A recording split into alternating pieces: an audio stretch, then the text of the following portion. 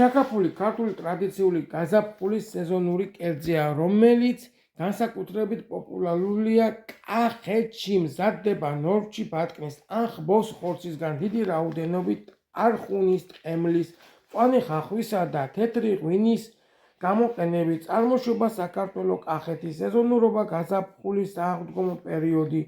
ჩაკაფული გამოირჩევა ნაზი ხორცისა და მწვანილისა და ტყემლის არომატული შეხამებით.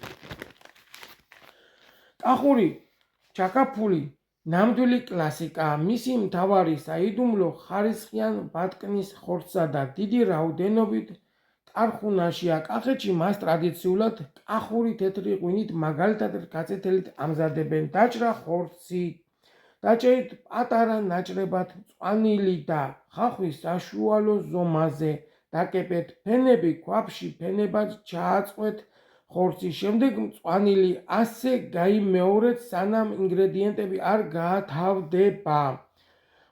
მოთუშვა დასხით ღვინო და დაადგით დაბალ ცეცხლზე. ქვაბს დააფარეთ თავსახური დასრულება. ხორცი რომ მოიხარშება და მწვანილი ფერ შეიცვლის, კერძი მზადაა. რჩევა: კახეთში ჩაკაფულს წყალს არ ასხამენ, ის მხოლოდ ხორცის წვენსა და ღვინოში უნდა მომზადდეს.